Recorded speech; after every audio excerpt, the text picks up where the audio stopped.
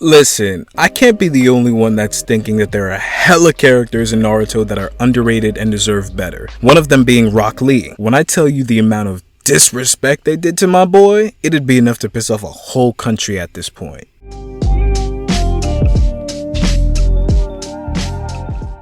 What's up, how's it going? How you doing, everybody? My name is Benty. Welcome to the video. Now that we got that out of the way, I got a couple things to get off my chest. And that's number one, Rock Lee being underestimated Chunin exams. Let me just say this. You have Rock Lee in the original Naruto, who was taught by the legendary Taijutsu master himself, my guy, to open the 8 gates, of which Rock Lee was able to open 5 of them by original Naruto's end. By Shippuden's end, he was able to open the 6th gate, and in some video game sources, he could unlock the 7th gate at that time. By the time Boruto came around, it's pretty safe to say that he could unlock all 8 gates, and by the time the Chunin exams rolled around for the first time, everyone thought that Rock Lee was worthless. At least the Genin and the majority of Jonin did. The only people that knew just how capable Lee was is Might Guy and Sasuke, cause, you know, Sasuke got his ass beat pretty bad. When Lee's moment came when he fought Gaara and Guy gave him the okay to drop his weights, you already know Gaara's heart sank to his butt. If he even had a heart at the time. Lee was nowhere and everywhere at the same time, and Gaara just looked around confused like a deer in headlights. Everyone watching the scene for the first time thought Lee was gonna win in the end and be the great underdog hero that defeated a seemingly pure evil kid. But that didn't happen. Gaara gained his momentum and beat Lee badly and broke his left arm and his left leg. Even after all that, Lee still manages to keep going through his sheer willpower to do so alone, but the match had to be stopped for fear that Gaara might kill him. And you know damn well he would have done it too if he had the opportunity to do so. Point here is that Lee was hyped up to be the underdog that'll overcome any odds, and he did to a certain extent. I'll agree to that. At the very least, he did give us one of, if not the greatest Naruto and anime fights of all time. Rock Lee got overshadowed. Again, Sasuke recovery arc.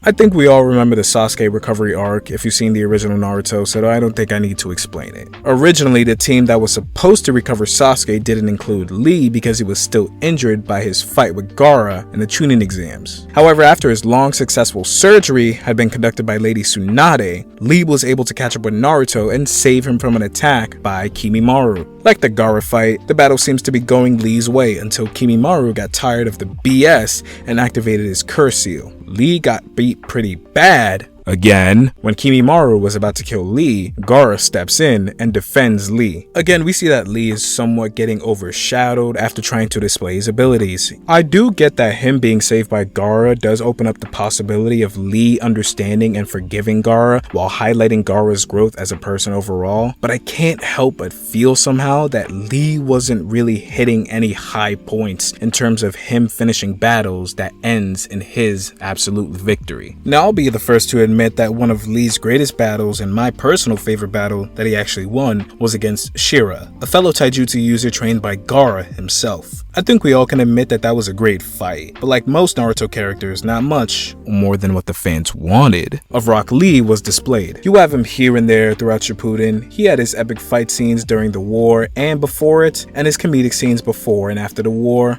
but that's pretty much it when it came to Lee, unfortunately. Until number 3, Rock Lee and his friends take a massive L. I think many of you know what I'm referring to in terms of massive L. And if you don't, I'm well aware that Lee had his moments in Boruto that were very awesome. Not enough in my opinion. But this moment right here just absolutely killed it for me.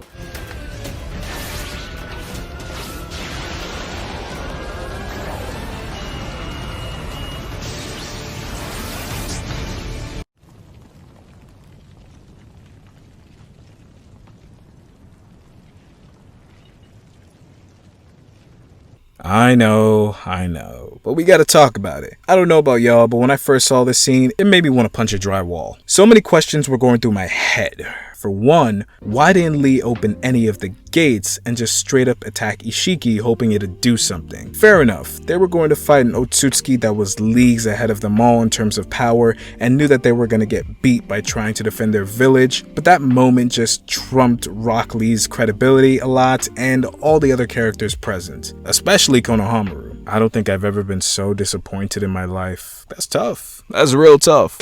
All seriousness, the point of this video isn't to hate on Lee. I think he's an amazing character, but he deserves to be put in a position where he can show off his true power. Many of his hypest moments end with him losing, but I guess that's designed that way to teach us a lesson. No matter how many times you fail, get back up and keep trying. As cliche as that sounds, that's what Lee's character is. An overlooked individual that put in the work and effort more than anyone else in the Konoha 12. And thanks to Guy, he was able to accomplish a myriad of goals, 2 of which being able to open all 8 gates by the time he became an adult, surpassing his rival Neji in terms of skill. And that's something I think we all should be proud of Lee doing. And hopefully, he'll get the due justice that he deserves in future Boruto episodes. If you enjoyed the video, please smash like and subscribe, or else Rock Lee's pulling up to your crib and primary Lotus kick you in the face. Don't forget to tap that noti bell so you never miss a thing. Thanks for watching, and I'm out. Peace.